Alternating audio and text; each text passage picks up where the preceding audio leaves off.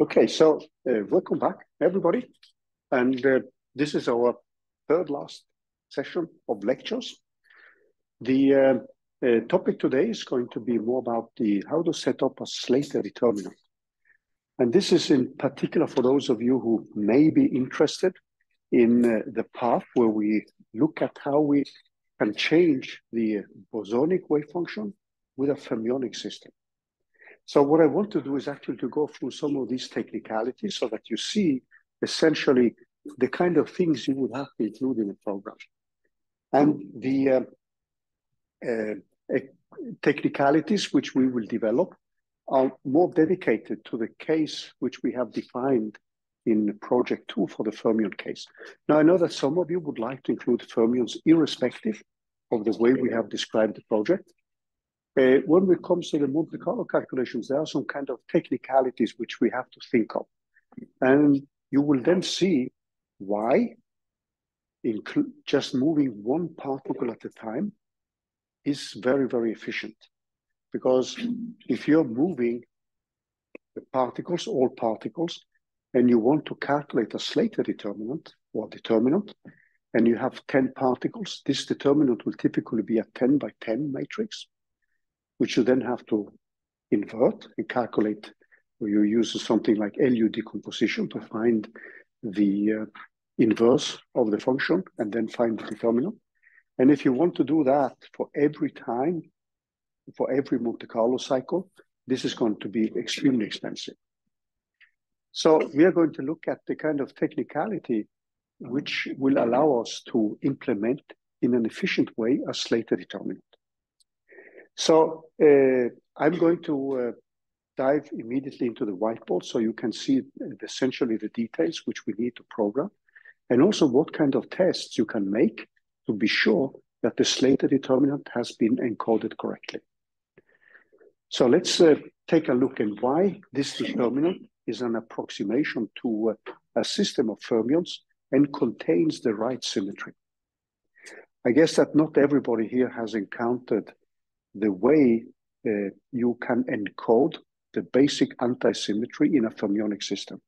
And this is normally done with a determinant of single particle states. That is not the exact wave function for an interacting case, but it turns out to be the exact wave function for a non-interacting case, as we had for the bosonic system.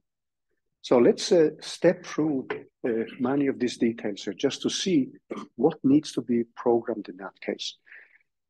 Now, for the final two lectures, we have several options. One of the possibilities is to discuss diffusion Monte Carlo methods. We can also focus more on the projects themselves, because I know that some of you wanted to do the time-dependent Hartree-Fock or the Hartree-Fock project. So we could actually use these sessions to more discuss your approach to the different projects. So this is very much up to you. So please send me some feedback on what kind of approach you would like for the two next lecture sessions, which are actually April 26 and May 3. And then the rest of the time which we have at our disposal will simply be time which we dedicate to the project. That means the lab sessions. So we're not going to introduce, in a way, new theory on April 26 and May 3, which you need to dig into in order to solve the projects. Okay, so let's switch over to the whiteboard rather quickly.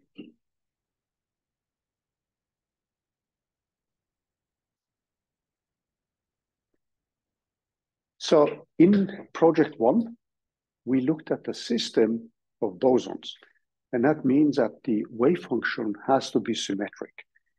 Now, the standard wave function which we had, so we have a wave function which we put a T on to indicate that this is a trial wave function. And when we did the bosonic case, we had a single particle piece, which we now are going to replace with a determinant. So I'm going to write an SD here without specifying the degrees of freedom, etc., etc. And then we are going to have a so-called Jastrow factor or correlated part. Or normally this is called either jar stroke, or you will see a subscript C for correlations, or some people just put JC to indicate that this is a jar stroke type of correlations. But I'm just going to put a J here. So normally, the second part is symmetric.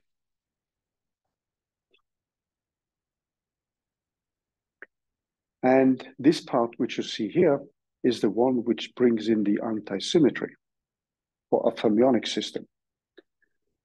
So that means that when you have a symmetric function and you multiply that with an anti-symmetric function, you know that then we get an anti-symmetric object.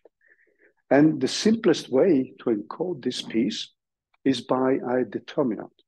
Because you know that if you interchange a column in a determinant, that means that you interchange the positions of two particles, for instance, then the determinant changes sign. So this is mathematically one of the simplest way of encoding that type of information. Now, this piece here is then, yep. So during the last question, we talked about this. Yeah. Second quantization. Is there a possibility that maybe the best one factor to second quantization? No, that becomes, at the end, it becomes impractical because what you're doing, you're typically solving the equations in coordinate space. And then you can do this in second quantization, but that requires a rewrite of your codes. So there's nothing wrong that you do that.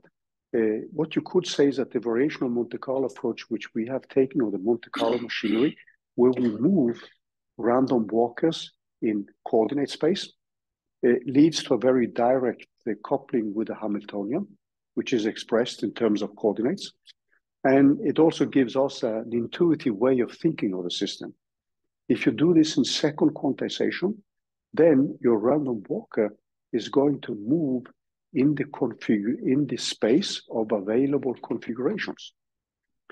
So that means that if you're now setting up, since you're familiar with the configuration interaction theory, you could then think a random walker in the space of all possible configurations. And then you would calculate the energy for that specific configuration and perform the metropolis test on that, on whether you accept or reject it. But that would require a rewrite of your code. So and it becomes less intuitive unless you've taken a course in many-body physics, which we are not assuming that people have done here. Okay, so this anti-symmetric part is normally parameterized in terms of the single particle degrees of freedom. So this is defined as we did before for the fermionic case, except for the fermionic case, we have a symmetric function, which is in many-body physics called a permanent. And that one ensures that the single particle piece which you have obeys the correct symmetries. So this is defined as a determinant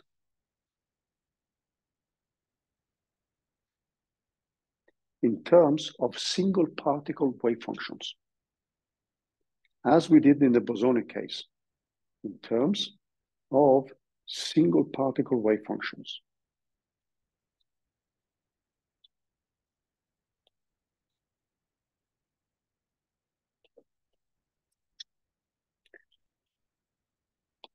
So I'm going to put an if statement here. This approach is physically reasonable only if a single particle picture is meaningful for constructing the total wave function. If you have a strongly interacting system, like the system you would have in quantum liquids, like a superfluid helium, then a single particle picture doesn't make any sense. There is no mean field which you can define properly. And then you actually have to start with a correlated wave function as the ansatz. So this makes sense if a mean field picture, where you can think of all particles seeing a mean field, which is set up by all the other ones. So that means that if you think of, let's say, the hydrogen atom, which many of you have encountered, you know that this is a system with just one electron, which sees the atomic nucleus with one proton. This is a system we can solve analytically. Then you could think of using these hydrogen-like functions for a system like helium, the noble gas helium, with 2 electrons. Then what you could think is that the motion of the other electron is affected by the bystanding electron. And that means that the motion of that electron sees the atomic nucleus with 2 protons, which obviously changes its motion due to that. But then it's also affected by the other electron. So the other electron plus the atomic nucleus sets up a mean field which a single electron sees. Then you can move to an atomic neon, another noble gas, which has 10 electrons. And then you can think that each electron sees a mean field which is constructed by the other 9 electrons, plus the atomic nucleus with 10 protons. This is a typical approximation we make. That picture is meaningful, is only meaningful if such a mean field picture is a reasonable approximation to the system, which normally means that the interaction between 2 electrons is weaker on average or has a small expectation value than the kinetic energy plus the effective potential energy for each single electron. And this is typically the case if you look at many atomic physics systems, if you look at molecular physics, and also if you go to nuclear physics, if you do nuclear structure, the situation is one where you can use a mean field picture and such an approach with a Slater determinant. On the other hand, if you have a strongly correlated system or strongly interacting system, then this mean field picture breaks down. So just keep this in mind that when we are doing this, we are simply assuming that the mean field picture is viable. If you have a system of fermions which are strongly interacting, then you would actually have to design another type of wave function, which is antisymmetric in total. So this is a viable approach if a mean field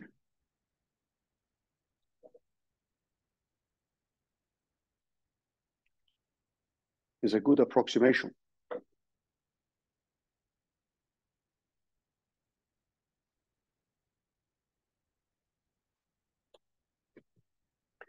So if we now assume that, and the systems we are going to look at are such systems, then what we can do then is to set up this determinant, this psi s of d, which now depends on the coordinates of the different particles, R1, R2, up to some R of n. So these are the coordinates of the particles. Then this system has also some quantum numbers. So the particles can have spin, they can have orbital angular momentum, etc., etc. So that means that there are some additional quantum numbers, which we just label as a gamma 1, gamma 2, up to gamma of n. And finally, we are going to have the variational parameters. So these alphas, let me just write them down like this. So these are the variational parameters. As before,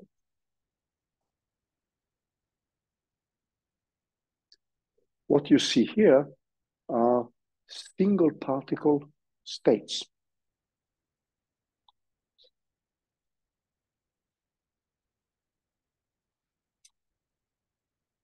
Or single particle quantum numbers.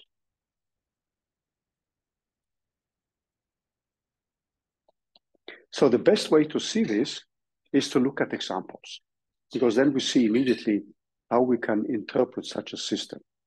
So the first example, which I'm going to put up here, is the one of atomic neon. So we're going to put n equal 2 here, and then the case of atomic neon. And if we look at atomic neon, we can make a model based on the hydrogen-like wave functions. So we are going to make a model here on hydrogen-like wave functions.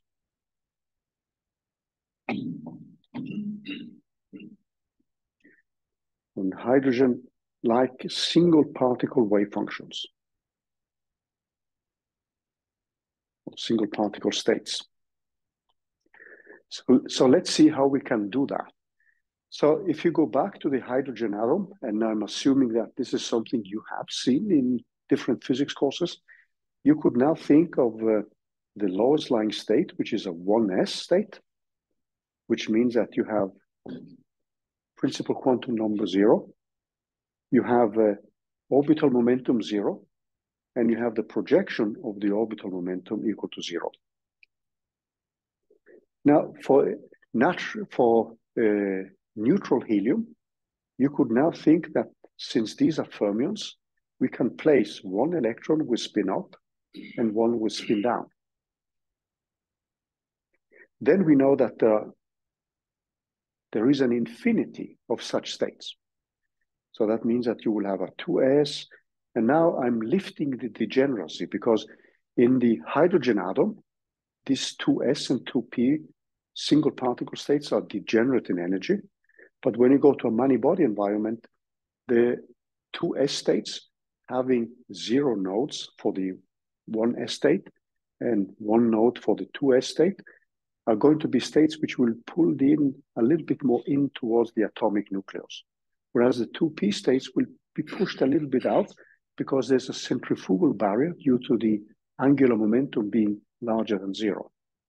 So a state with L equal to 0 can actually be pulled in closer to the atomic nucleus because there is no orbital momentum.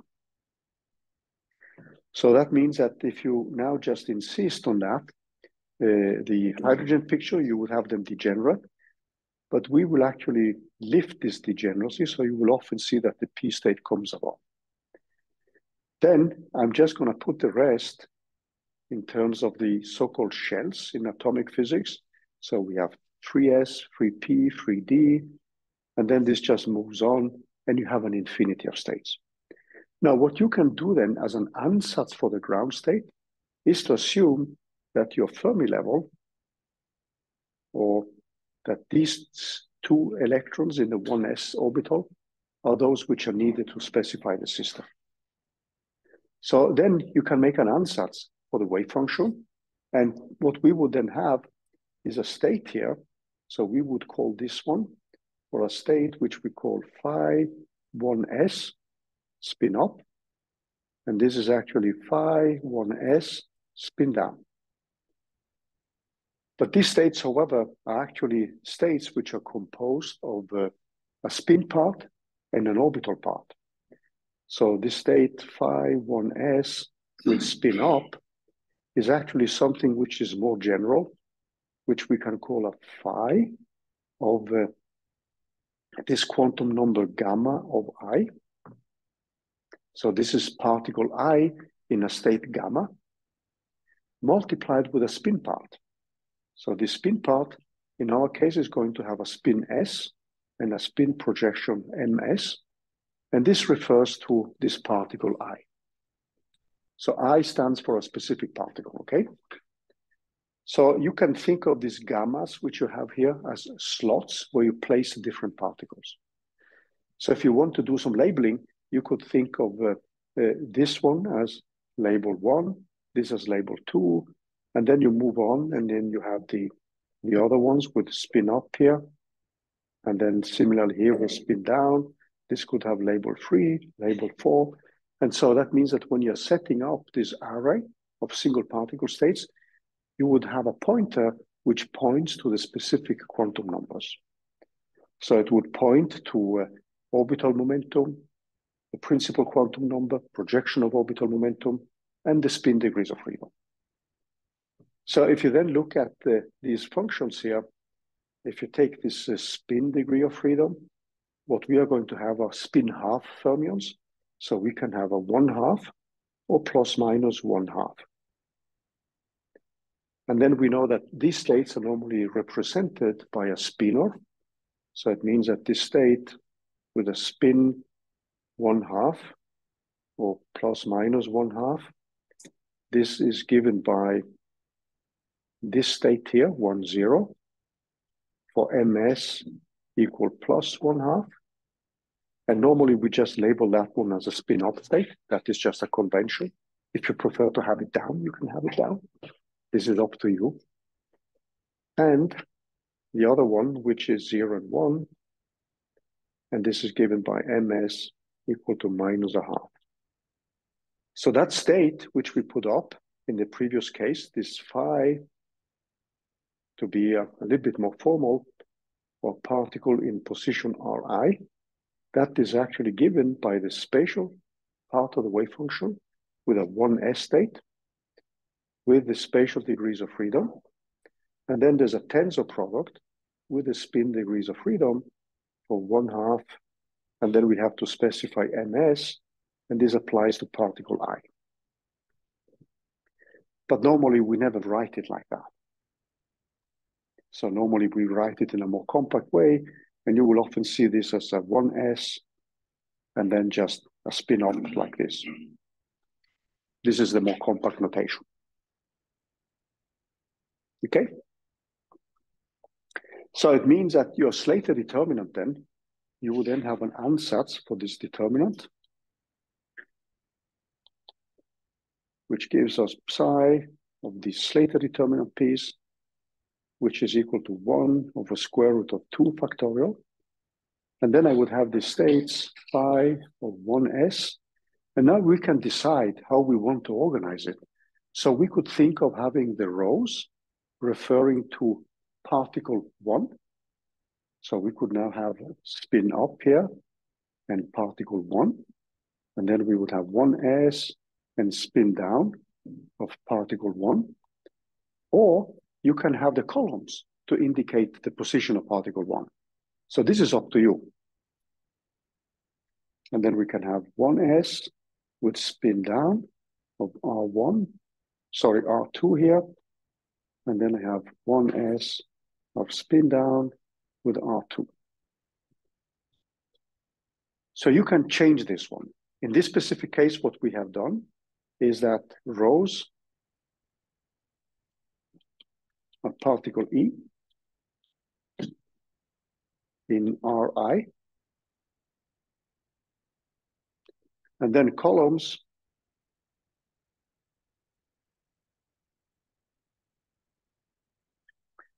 these are SP for single particle states, which we then just encompass into this gamma of I.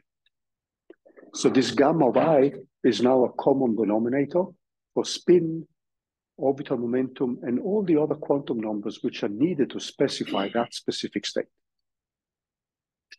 So think of this gamma of I, which we have here now, as just a address in memory. So you could think of gamma of 1 as this specific address in memory, which then points to spin degrees of freedom, and it points to N, L, and ML. Okay?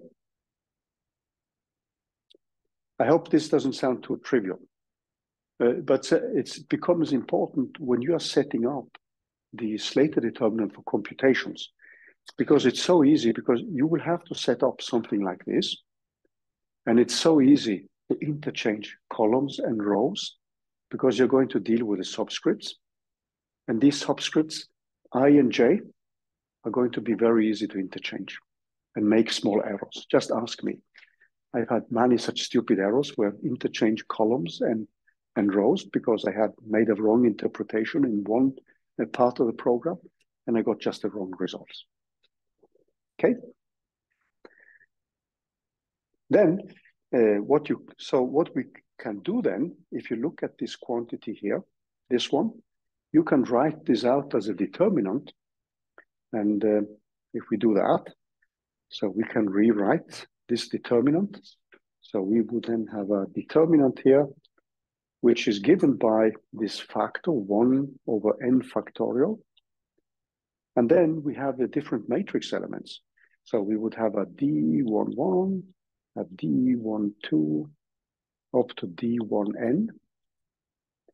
And this goes down all the way to Dn1, up to Dnn. And what we are doing in this particular case is actually to say that Dij, which we put up here, this specific element of the Slater determinant matrix, is then given by phi, this specific state which we have. And then we have Either we can have J to indicate that this is a specific column, and then we have X of I. So rows are positions.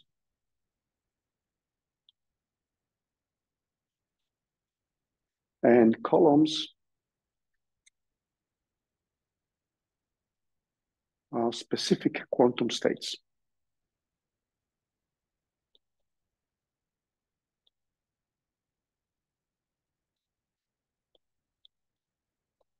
And in this atomic physics case, what we have is NL, NL, spin, MS. And if you have a system for nuclear physics or from particle physics, you would have strangeness, you would have isospin, etc., as additional quantum numbers. So you can think of this J symbol and as just a symbol which points then to specific quantum numbers. Okay. Then you can make another example if we do that. So we can look at the neutral beryllium. If we take N4 and take neutral beryllium, the model which you would have then would be something like this. So you would have the 1s, you would have the 2s, and then you could put the Fermi level. So this is an ansatz for the ground state. And the reason for why you can do this is that if you look at the total experimental energy, the contribution from the interaction piece is smaller than the contribution of the total energy from the single particle states. So if I take the single particle energies of one electron in 1s, another one, and then 2 electrons in 2s, this part of the energy will be larger than the one which comes from the repulsion between the 2 electrons. So that means that making such an ansatz for the ground state is actually a good approximation in atomic physics. So we could then have thinking of having 2 electrons here, and then we have 2 electrons up here. So that would be the ansatz for the ground state of the system. And then we have an infinity of states here, but we just leave them out. So that means that in this case, the Slater determinant is going to be given by 1 divided by square root of 4 factorial. And then we will have these different states, which now will be given by phi. And then we'll have 1s spin up. And now we have electron 1, phi, 1s spin down, electron 1. And then we have phi, 1s with, 2s with spin up. And here we have phi with 2s and spin down. Then the next one would be a phi, 1s spin up. And now we have in the second row, we have the second position, R2 for the electrons. And this goes on like this. So we would have phi, 1s, and then R4 here. And this just continues. So that would be an example of an ansatz for the wave function. And the reason why this bakes in the antisymmetry is something which is pretty obvious to see here, because if you interchange 2 columns or 2 rows, then it changes sign. So if you, that is the same as if you interchange. So if you take this wave function, psi st, and you take an interchange 2 electrons,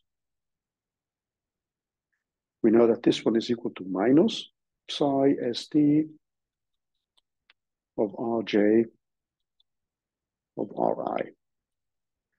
So mathematically, this is the same as interchanging 2 rows, okay? So that's a very simple way of baking in the antisymmetry.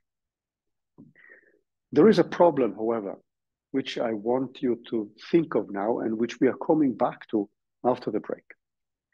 So if you look at the n equal 2 case,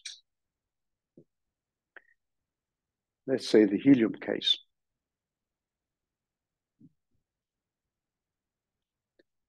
So when we look at the helium case for the ground state, this is the ansatz for the ground state of the helium atom.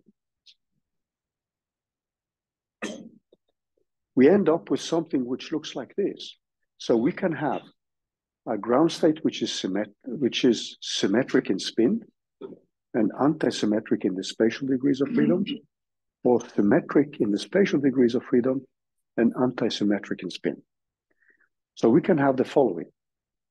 So we can have a psi SD for this case with n equal 2 here, which now is equal to this phi 1s. And now I'm looking only at the spatial degrees of freedom.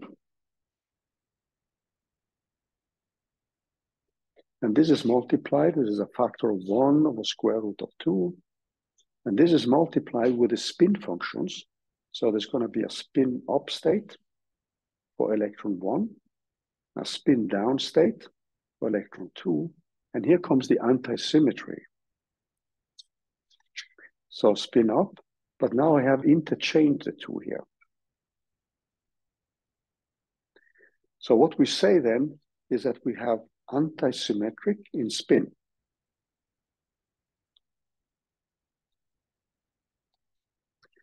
This means that the total spin, which is a conserved quantum number, is equal to 0.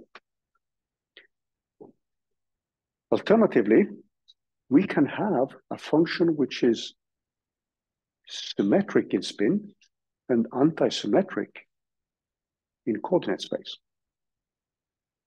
So if we do that, you will see the following.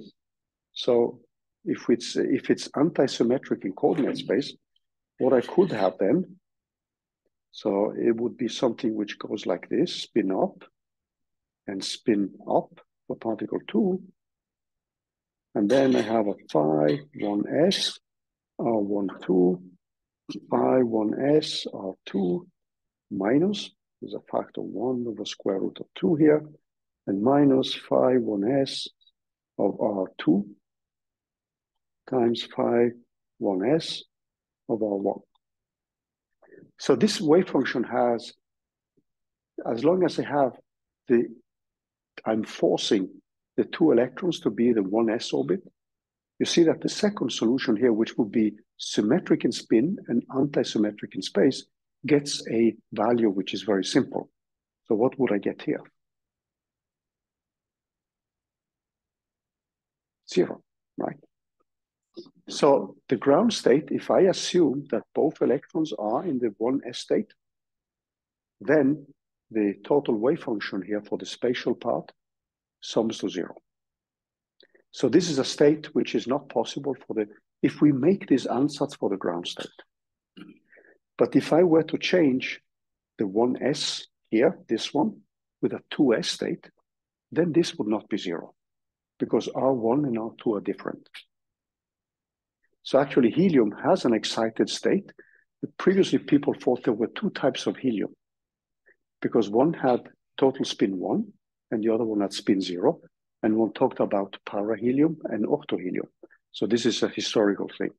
Before they realized that one is just an excited state of the helium atom. So which in that kind of single particle picture which we have would simply correspond to 1 electron here and 1 electron in 2s. So that would be an excited state of the helium atom. But previously, people thought that these were 2 types of helium. So the kind of function which we will use in the project, for those of you who want to encode the fermion part, is actually a part which is going to have total spin equal to 0. And you will also see why the total spin has to be equal to 0. Because the total spin, there is only, if you go back to this helium atom, which we have here, this ansatz here, if you sum, so the total spin projection, ms, is the spin projection for particle 1 plus particle 2. And that is equal to 0 here. So there is only one realization if you force our ansatz to live in these 2 states. But then it's also interesting if you look at the beryllium atom. If I do the same here, if I take the total spin, there is a 1 ms1 plus ms2, so So these are just the projections of the spin. This is also equal to the roundest number you can think of. And the thing then is that there is only one realization for the spins. And that means that there's only one Slater determinant, or one determinant which represents this ansatz for the ground state. But keep in mind that this is an ansatz for the ground state. The real ground state may not look like that. But this is a picture which we make and which has a reasonable way, gives us a reasonable way to interpret experiment. But if somebody gave you the exact wave function, it may not look like this product of single particle wave functions and a correlated path.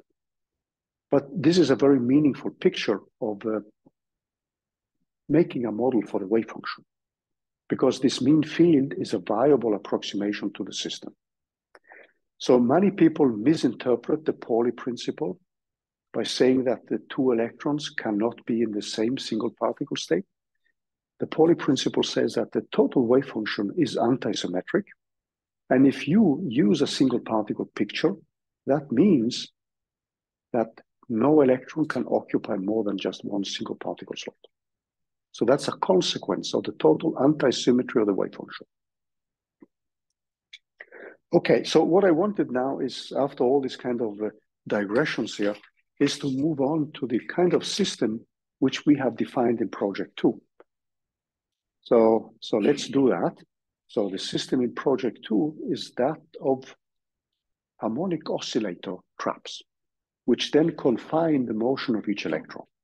And this is a pretty hot system because it's widely studied in semiconductor physics as one of the candidate systems for making quantum gates and quantum circuits. It's also a system you don't need to think of these as electrons, but you can think of these as ions which are trapped in a harmonic oscillator type trap. You can actually make harmonic oscillator traps in 2 dimensions by setting up electric quadrupole fields, because an electric quadrupole field goes like the amplitude of the field with as a function of x squared plus y squared. That's an electric quadrupole, which you can actually make. And that was the one of the techniques which led to traps, which are called Penning traps and Paul traps, which led to the Nobel Prize in Physics in 1989. And this is a technology which has actually allowed us to trap single atoms, single ions in small regions in space, and then conduct experiments on single particles. So this is one of the big technological advances which took place in the previous century. So we are going to look at a system which is a 2-dimensional one, and we are going to think of a quantum dot. So these are electrons which are confined in a harmonic oscillator trap.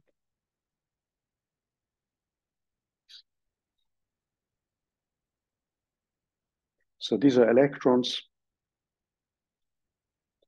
confined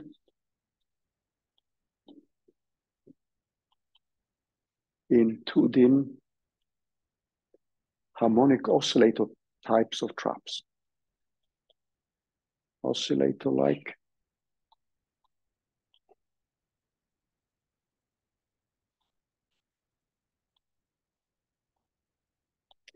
You can actually make them in layers in semiconductors by setting up the electric fields or setting up potential differences, which then can act as a trapping potential, where you then can confine single particles like an electron.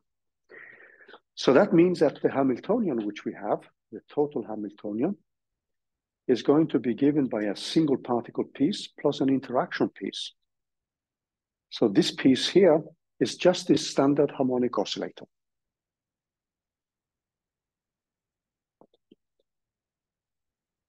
So I will have minus h squared divided by 2m. We are assuming that we have the same particles, so we don't need to put a subscript on the masses. And then I have a delta of I, and then I have plus 1/2 and k of Ri squared. So this is just our standard harmonic oscillator. And the Ri squared is just xi squared plus yi squared. So if you think of this system and compare that with project one of the reasons why we propose the harmonic oscillator is then that you can actually transfer everything you did from project one to project two. The only thing now is that the single particle energies are a little bit different. So we have to be a little bit careful when we are looking at the system now, because we cannot have all the particles in the lower single particle state. Now we have to introduce this fermion anti-symmetry. And then, just to quickly remind you, delta y squared is just what we have seen before, x of I plus del of y of I. So these are obvious things. And we have an interaction piece, which is as before. So the h of I for interaction, is just the sum over all the particles up to n. And then we have an interaction piece, which depends only on the relative distance between the particles. And this Rij is nothing but what you have seen before. And this is xi minus xj squared plus yi minus yj squared. And this v in this kind of dimensionless units, which we are looking at, is essentially going to be given by 1 divided by Ri minus Rj, which is the same as 1 over Rij. And this is slightly different from the potential you had in project one, but now this is going to be given by the static Coulomb interaction in its non-relativistic expression. Then this H0 is normally rewritten in terms of, as we've done before, in terms of a one-body operator. And we know that this one-body operator, when that acts on a specific state, alpha of R of I, this is then given by the harmonic oscillator frequency multiplied with h bar. And then we have nxi for that specific quantum number alpha. So these alphas here, that translates into these two quantum numbers. Plus, so I should actually have an alpha here. And this is ny alpha plus 1. If you have one dimension, you have a half. If you have two dimensions, you get 1.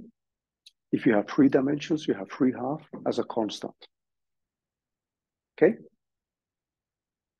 This is the same as we did in project one. There's no difference here. So what I'm doing now is actually to build up the kind of tests which we can do when we run the calculations. So that means that if you now set it up, if you look at the harmonic oscillator, we would now have a slightly different labeling of the states in 2 dimensions. So let me just rewrite it. So 2-dim harmonic oscillator. HO now stands for the harmonic oscillator. Let me rewrite it like that. So what we would have now is one state where we have nx equal to ny equal to 0. And that corresponds to a single particle energy, which is now written like E00, which is just h bar omega. If we go back to the expression which you have here, because you have 1 times h bar omega. Then we have a degeneracy, so we have an excitation of 1 h bar omega. So we know that the next state has nx equal to 1 and ny equal to 0. And then we have a new one, which has nx equal to 0 and ny equal to 1. And then we can continue like this. So we have the next case here, where we have nx equal to ny equal to 1. So this case here has an energy now, which is given by 2h bar omega. So the energy here is now 2h bar omega. So you go in steps of 1 times h bar omega. Then the next one by obvious reasons, is given by 3h bar omega. We have a state here where we have nx, so these are degenerate in energy, and ny equals 0. And finally, we have nx equal to 0 and ny equal to 2. And then this goes again to an infinity of states. So what you see here is that you can now, if with two particles, so with n equal 2, you could now think of having this as an ansatz for your Slater determinant. So this will be n equal 2. And then you see that if you have 6 particles, then you have filled up. So if I do this, then I can have 6. So then I can have, if I put these two together, that gives me n equal to 6. And then you see that the next number is 12, because I have 6 slots in the next one. And the number of the so-called magic numbers, actually quantum dots are called artificial atoms because they do actually have these magic numbers. So it requires energy to break up one of these pairs in one of these single particle states. So people actually see magic numbers in quantum dots. Yeah?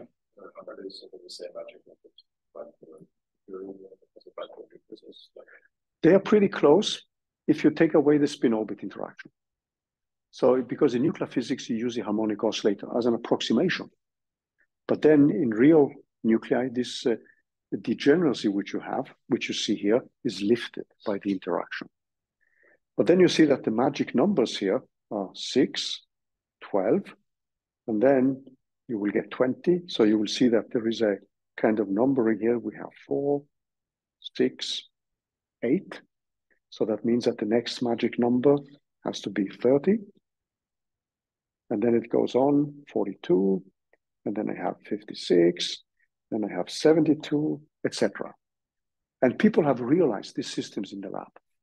And they've been studying the addition and removal spectra. So you can add one more electron, and you will often see that this one more electron is more loosely bound than those which are defined by a system where you have all single particle states filled. So people have actually seen the same thing as you would see in standard atomic physics. Like in atomic physics, we know that the noble gases, it takes more energy to break a pair of electrons, or to kick out an electron, than you would have in atomic lithium, which has just one electron on top of neon. Or if you do sodium, which has one electron on top of neon, etc., etc. And one of the things which people saw, and which actually led to the postulate of the Pauli principle, was the so-called separation and removal energies for atoms and addition energies. Because you would see that they were larger for noble gases or noble metals, and you had needed less energy to kick out an electron from sodium. And that's one of the reasons why salt is such an interesting thing, because it reacts easily and you can easily solve it in water, simply because it's easy to knock out or add one electron to chlorine or remove an electron from sodium. I guess these are things which you've seen, guys. But the kind of system we are going to look at is something you can transfer immediately from project 1. But we have to be a little bit careful when we now are constructing the wave function and making the tests of the wave function and its energy. So the non-interacting case now for 6 electrons will be different, will give you a different energy from the 6 boson case. Because the 6 bosons, you could place them all in the lowest lying state. And that means that the energy would simply have been number of bosons times h bar omega. But now if you have 6 electrons, you would have to place 2 in the lowest one and 4 in the next single particle states. And that will give you an energy which is not 6 h bar omega, but 10. If you do 12, this case with 12, then you would actually get an energy which is 28. And these are very useful tests to see that your Slater determinant, when you implement it, is running correctly. If you don't get this state, these energies, then you've done something wrong. So after the break, we're going to look at how we can encode the Slater determinants efficiently. So sorry, I went a little bit over time, but I just wanted to give you this kind of more overarching picture of the type of system we are going to study. So let's do 15 minutes, and then probably you have tons of questions, etc., etc.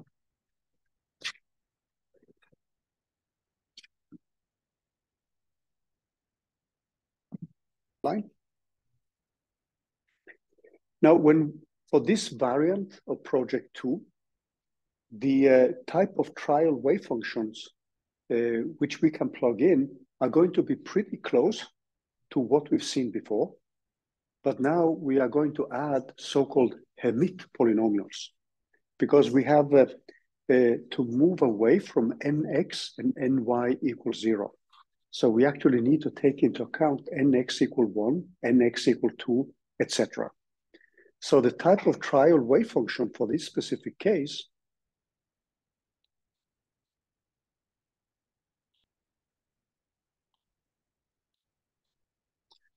and these are the single particle wave functions, the SP ones. So SP stands for single particles. So, yeah. Oh.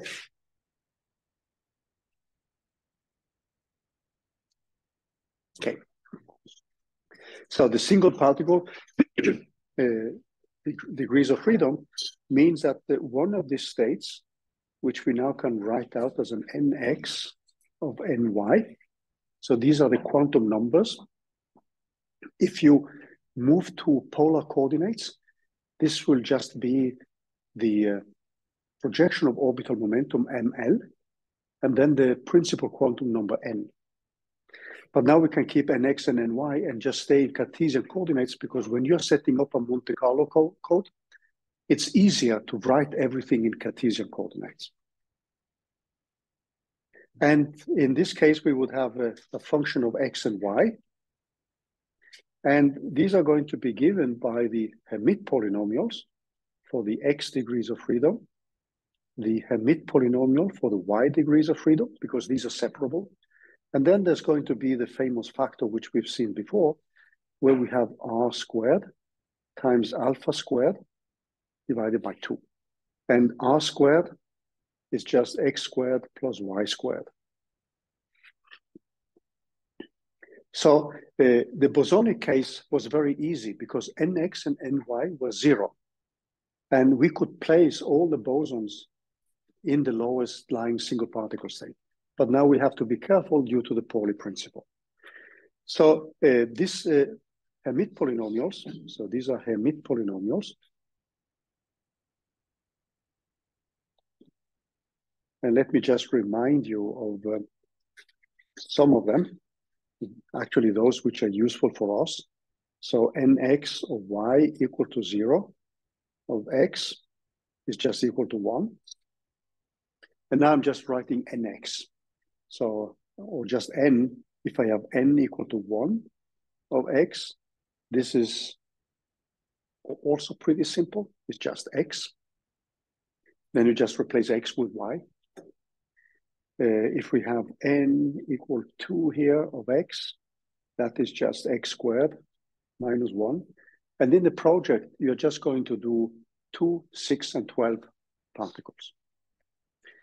And then we have, just for the sake of completeness, if you go to x equal n equal 3, you have x cubed minus 3x. So you see the functions are pretty easy. So that means that if I have a phi of nx equal 1 and ny equals 0 of x and y, that is just going to be equal to x multiplied to e of minus x squared plus y squared of alpha squared divided by 2. So now you would treat this as the variational parameter.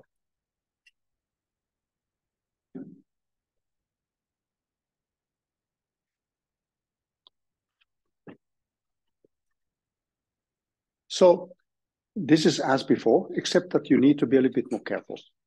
You see also that to take the derivative of the wave function now involves these Hermite polynomials, which we could just take away before.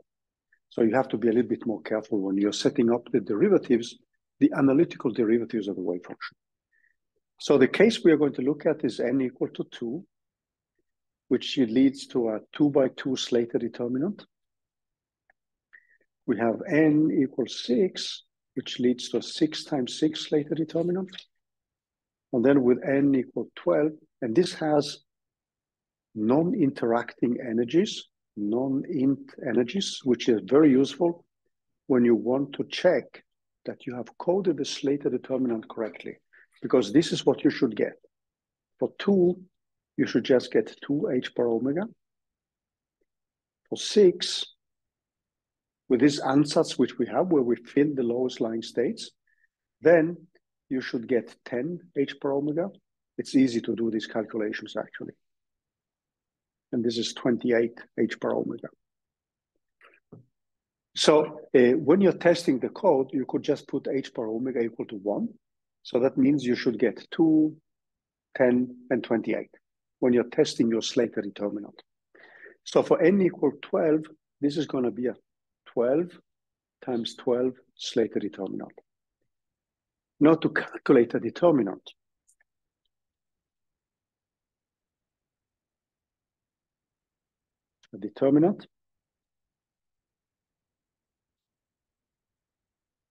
requires typically n cubed floating point operations.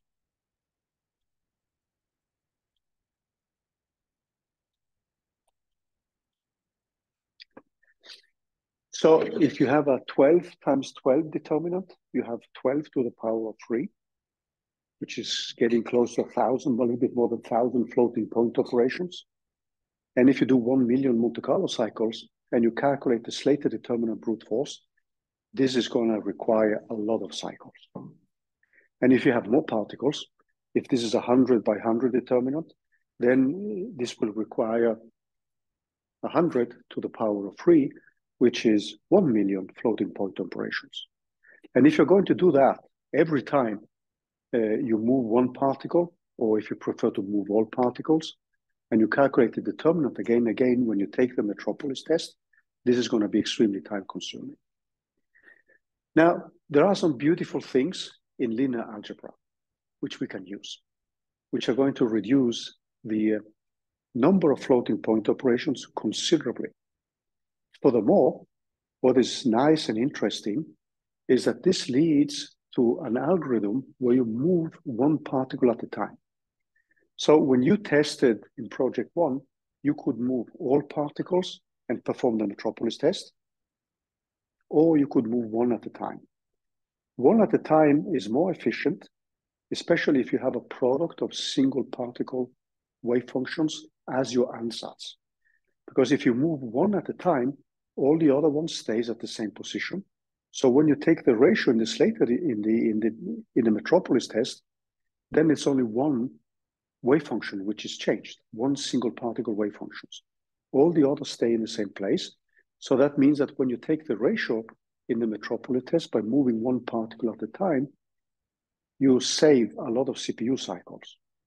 Alternatively, you can move all, but then you have to calculate the ratio of the total wave function. So there are some small hidden gems in linear algebra which we're going to use now, and which will make this more efficient, but then it means that we're going to move one particle at a time. Now, there's another thing I wanted to say here, which is a complication. So if we look back at that Slater determinant I put up for 2 electrons, this one, the one which you see here, if you look at this, there's something which we have not implemented in the code. If you look at the expression as it stands, if I want to bake in the anti-symmetry, I have both the spatial part and the spin part. But we haven't included spin in the Monte Carlo sampling. So that means that since we are not using spin, we may actually run into problems when we are setting up the anti-symmetry. Because if we then, this case is obvious, but if I'm setting up the anti-symmetry for, let's say, 4 electrons, and I take away spin, my Slater determinant is going to be 0. Because if you look at the 4 electron case, I will actually have 1 s twice and 2 s twice, because I don't add spin. This is something you can circumvent when you look at these kind of closed shell systems by actually setting up a smaller determinant for just the spin up part and one for the spin down part. Your total wave function then will not be antisymmetric, but if the Hamiltonian does not depend on spin, your result will be the same. So we are coming back to that, but just keep this in your back burner, because that is a thing we have to do in case we don't want to include spin explicitly. If you want to include spin explicitly, because you're moving one particle at a time, you're moving it to a new position, but then you would also have to flip the spin. Then you can just set up the full Slater determinant. And that is normally done in most codes. But for us, we can actually simplify this to have a spin up part and a spin down part. That will break the antisymmetry, but it will not affect the final energy when we have a Hamiltonian which does not depend on spin. So this Hamiltonian which we have here has no spin dependence. So it means it cannot change a state which has total spin 0 and move it to a state which has total spin 1. So spin is a conserved quantum number. So these are some simplifications which we are coming back to. But one of the most important things for us now is actually the time we can save when we are setting up this Slater determinant. So if you now look at what we will call the efficient calculation of determinant.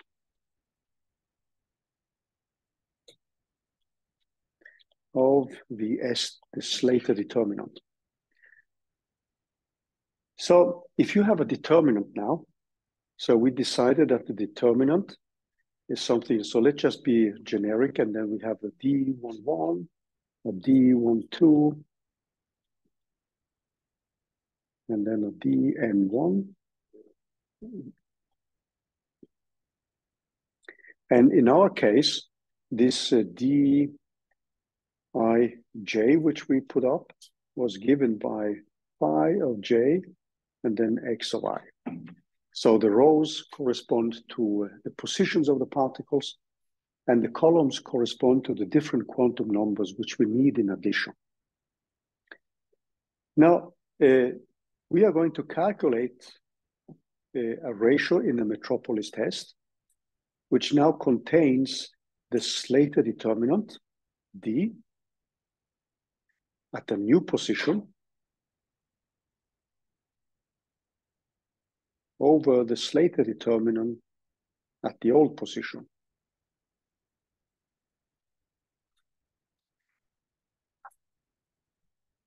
Clearly, we don't want to evaluate these Slater determinants again and again, every time we perform a suggestion for a move. So one thing which we need now, so need an intermediate step.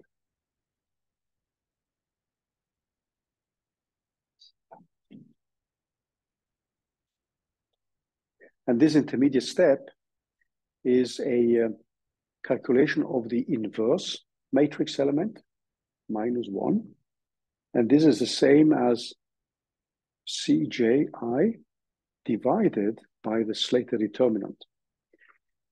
So these are the cofactors of a determinant.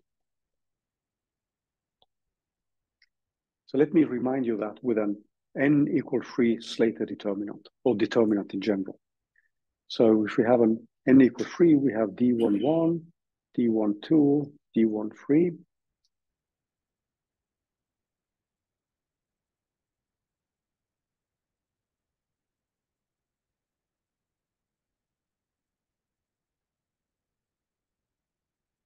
And then depending on how we set it up, we know that this Slater determinant is given if we take D11, then we have a cofactor, which is now given by the elements here. So this will be a D22, D23, D32. You're familiar with this formula, right? I'm just reminding you of it. So this would be a cofactor, which is 1, 1. And then I can take D12 here, and that is multiplied by its own cofactor, which is 1, 2. And then I would have plus a D13, which has a cofactor C13. Okay? And C12 would simply be these two elements and these two elements. And C13, since we are now taking D13, C13 will simply be this subdeterminant here. So when you take the inverse, what you have to be careful with them is that the interchange of the indices. That indicates that the matrix of a cofactor is to be transposed. So this is the expression, the analytical expression for the inverse of the matrix. So every matrix element you need can be calculated by using the cofactor, but where you interchange the indices and then divide by the determinant. So try this out with a 2 by 2 determinant where you know the formula for, and just see that that is correct. So this means that you can, when you take one of these formula here, you can now, suppose you take the row I, then you know that the determinant is simply given by the sum over j equal 1 up to n. And then what I have is just dij multiplied with the cofactors ij. So here I picked row 1, and then I know that that is given by the different cofactors, which corresponds to that specific row. And that's the way you calculate the determinant, right? So one of the things which you probably haven't seen in a linear algebra course is actually this equation here. Or maybe somebody has seen it. So this is going to play an important role now, because we are going to use that one to simplify the calculation of the metropolis ratio, but also to simplify the calculation of the Laplacian and the gradient of the wave function, which enter the calculation of importance sampling and which enter the calculation of the energy. So we can actually simplify things if we move one particle at a time. So let's see now, and let's add another property. So if D is invertible, the matrix, so I'm putting this kind of two bars, vertical bars, to indicate that's a determinant. And then if D is invertible, then obviously we know that D inverse multiplied with D has to be equal to the identity matrix. So that translates, which translates into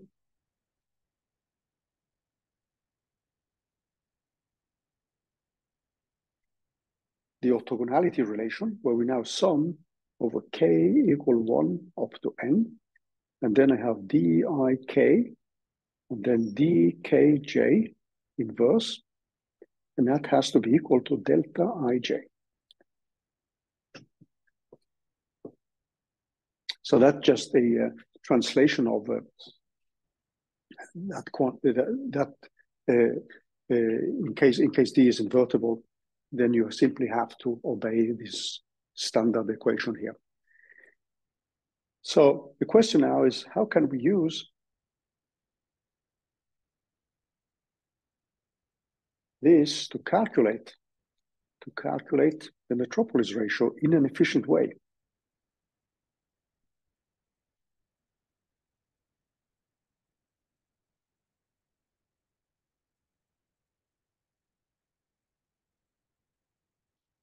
because we are putting up two wave functions. So what we need to look at now is the following. So if we now write out the Slater determinants, what we are having, so this R is actually given by the ratio between the new Slater determinant, j equal 1 up to n, and then I have my specific matrix element, now evaluated in the new position, multiplied with Cij in R new. And this is divided with the old Slater determinant. So I have Dij R old and Cij R old. But now comes an interesting thing. If we move one particle at a time, so suppose we do that. We move only one particle at a time.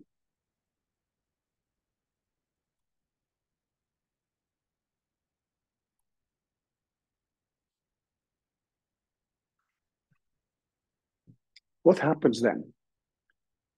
So let's go back to the definition of the determinant in terms of the cofactors. So if you look at this 3x3 example, if I now move, so remember now that one row is one particle, the position of one particle.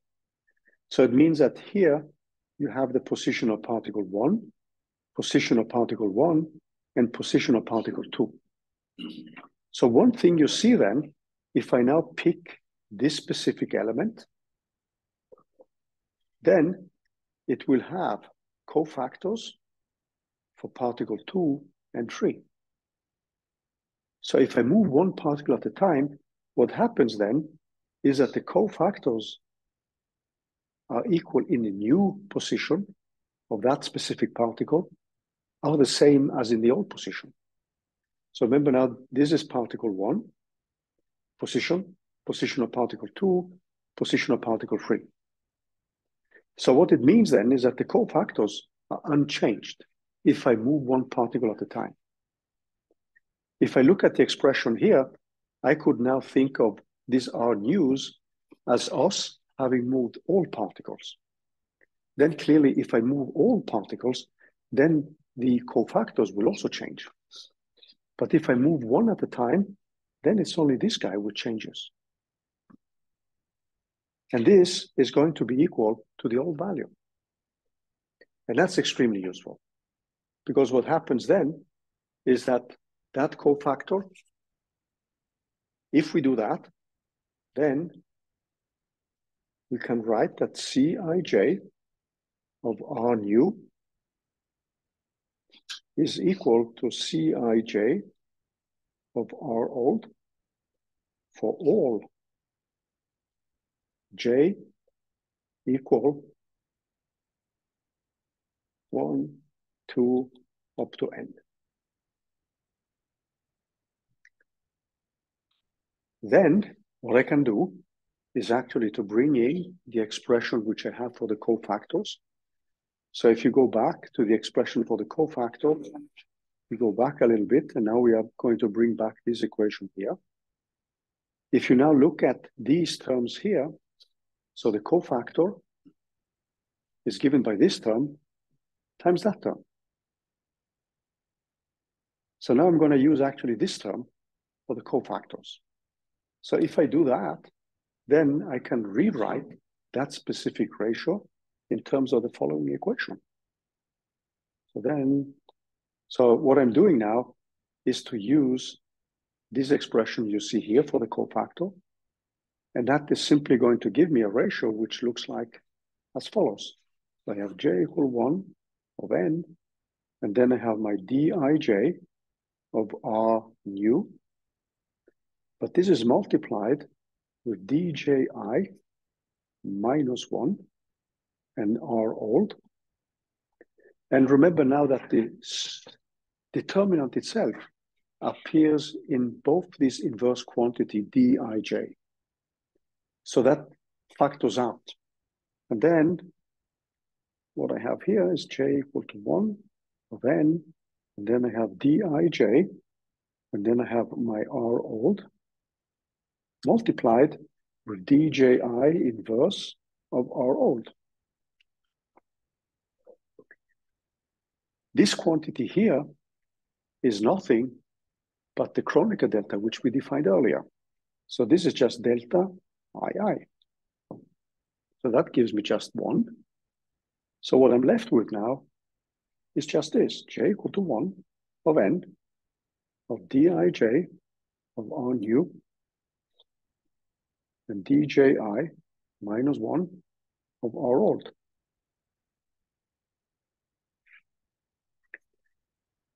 So what I can do now is the following.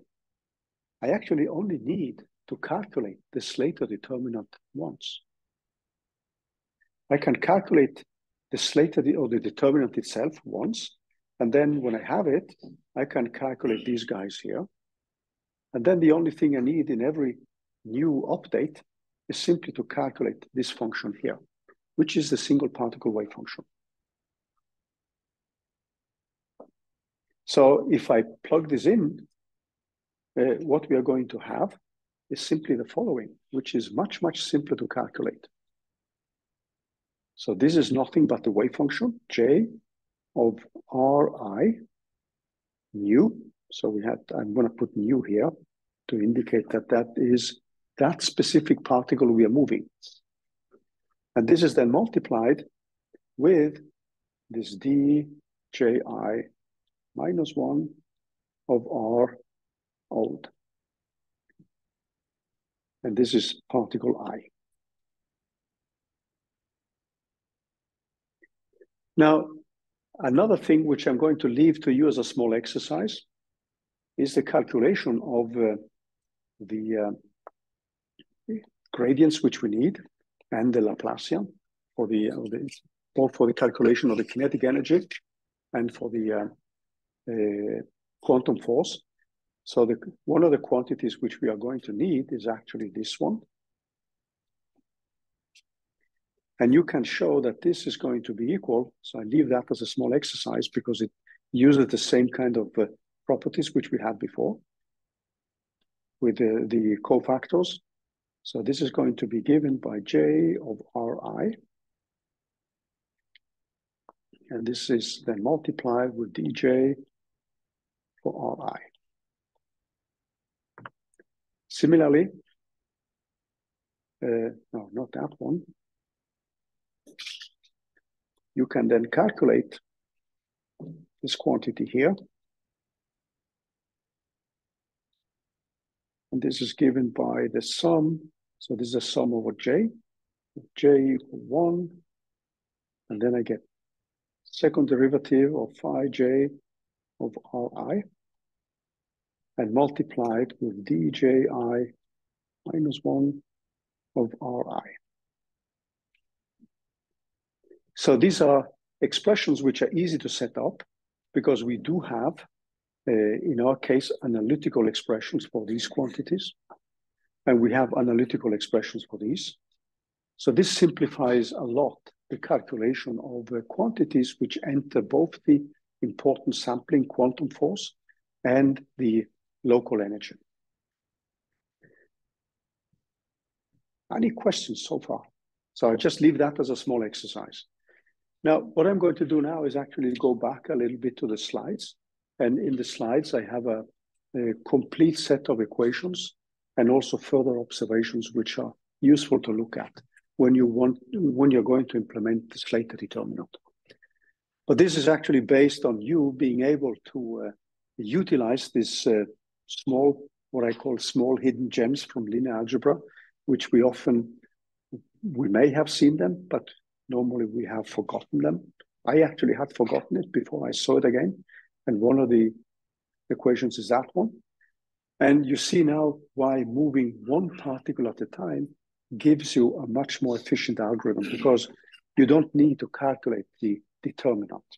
So the only thing you actually need to do when you're looking at this ratio is to calculate the new value here. but then you move one particle at a time and perform the metropolis ratio by moving one every time you move a particle. You can obviously move all particles and perform the metropolis ratio, but then you don't have the benefit that you don't need to calculate the determinant. And the determinant, clearly, if you have many particles, this becomes really time consuming. And this is one of the reasons why you will often see in many of these Monte Carlo codes, efficient implementations where you just flip one particle at a time. Some of you may have solved the easy model. And in the easy model, it's actually much more efficient to flip one spin at a time and perform the metropolis test than to flip all spins and then perform the metropolis test. So this is much the same argument because you have a Hamiltonian and in this case, trial wave functions, which make life a little bit simpler when you move one particle at a time. But then you may have cases where it's simply, you would just simply move all particles and perform the metropolis test. So in principle, both of them should give you the same final energies. There shouldn't be a difference between that if you sample long enough. So how you perform the metropolis test should not influence the final result. Because if you move all particles, that represents also a new configuration. Okay, so let's go back to the slides because there are some small technicalities which I wanted to mention here. And then we're gonna, not that one. Sorry, that was the wrong file.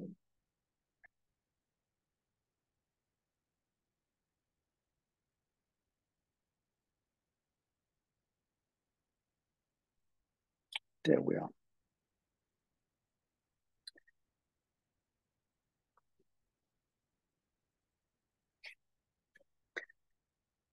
So we've gone through many of these things here, and you will find much of the same information in the slides. There's also an argument on number of floating point operations which you need to do. So please feel free to take a look at it. The thing which I want to discuss a little bit more now, so there is also a recipe for how you can update the Slater determinant. And I'm not going to go through these technicalities. There is at the end, there is a demonstration of how you reach this equation here. But the thing is that you just need to calculate the Slater determinant, the inverse of it only once. And when you have that one, you can reuse this again and again. So there are some simple equations here which you have to implement. And this is also, if you look at all the indices here, you have to be a little bit careful on how you have defined rows and columns. I actually tend normally to have columns to be the particle position. And this is the kind of mess I made because I just interchanged the meaning of the columns and rows. So these are some of the things you will need to implement, and you have these equations simplified. The thing which is more interesting for us is the calculation of the Slater determinants.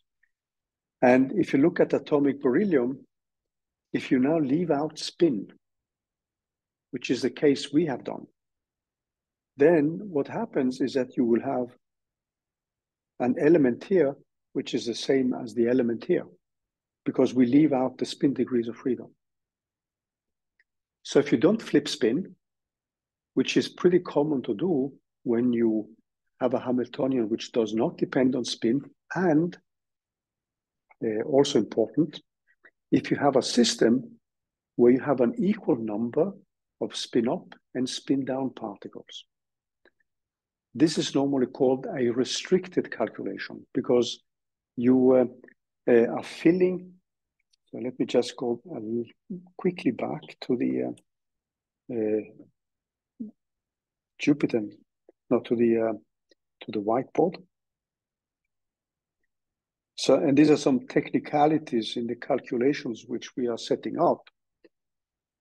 So if you look at the cases which we are going to study, we are going to assume that we have an equal amount of particles with spin up and spin down, and that these fill the same spatial single particle degrees of freedom.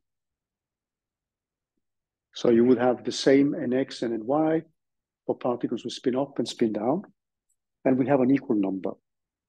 This is normally called a restricted calculation. If you have an unrestricted calculation, what you could have had is a different number of spin up and spin down states. This normally leads to what's called an unrestricted calculation, and some of you may have performed a Hartree-Fock calculation, and you may have heard of something which is called a restricted Hartree-Fock. A restricted Hartree-Fock is normally tailored to a system like helium, beryllium, or neon, or systems like these, where you have defined a Fermi level here, where you filled up all the single particle levels, and the spatial degrees of freedom are the same for spin up and spin down.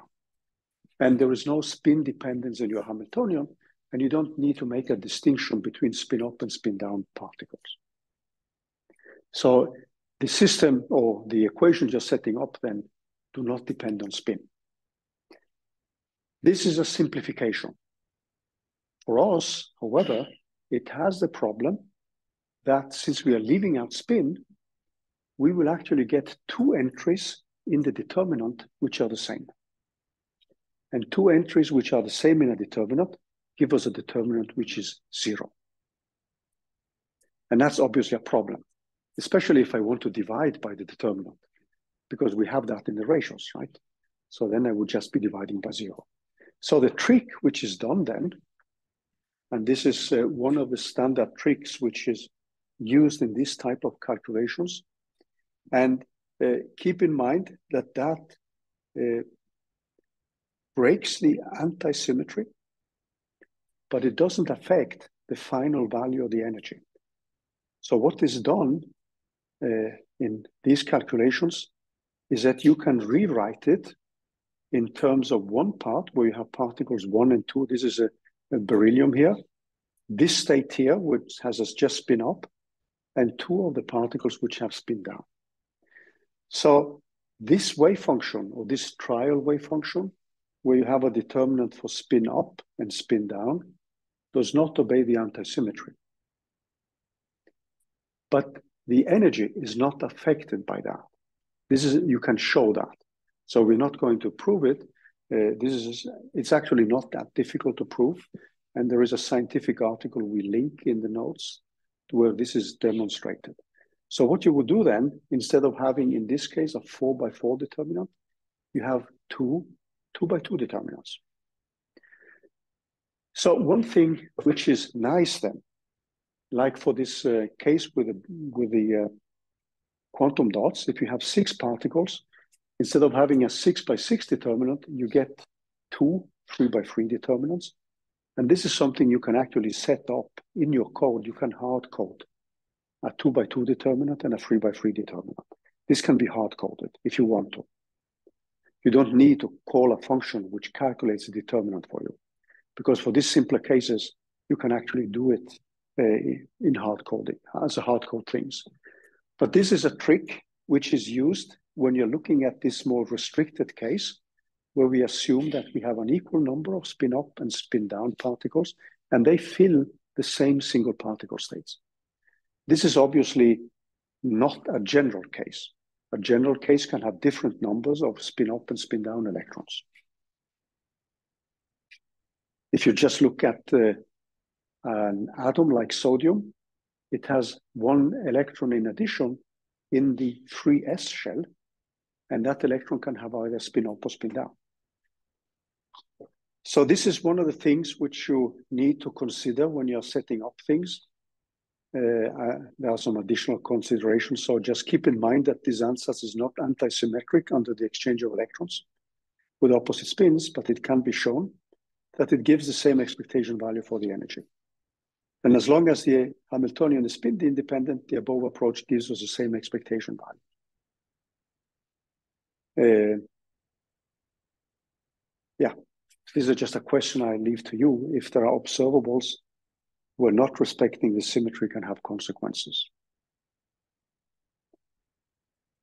And The omitting or not omitting is something which you can decide. So you can add explicitly in your Monte Carlo code the spin degrees of freedom. So then in addition to moving a particle to a new position, you also need to flip the spin. And that would then enter your calculation of the Slater determinant and the metropolization and all the other quantities.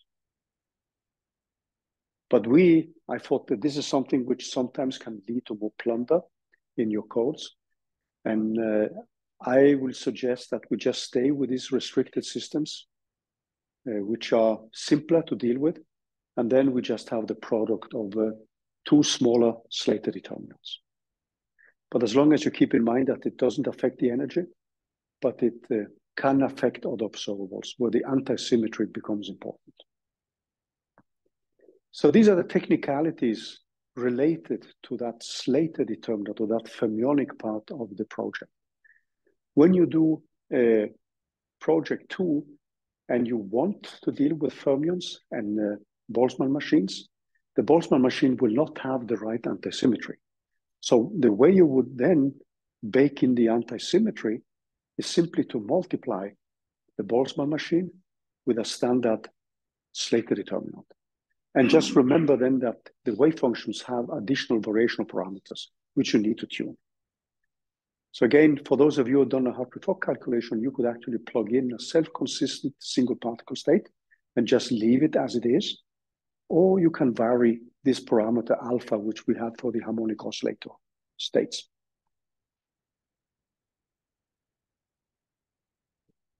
Any questions? It's not that difficult to implement, but you need to be careful with all the indices you're updating. And it's essentially that. I'd say that it's, you need to add some additional derivatives and so on. And then it's an indexing problem. And sometimes it can be easy to get lost in index errors. Yeah. Actually, with regards to us using a lot of the previous assets of the project, when we write a report, do we need to sort of explain the different steps, or can we just refer back to the report? Then you just refer back to what you did. That's the whole, yeah. We don't need to explain. No. No, we discussed, you can just briefly say, we did the Monte Carlo calculation this and this way, see my previous report. That's, I mean, there's no need to repeat things like if you've done it already.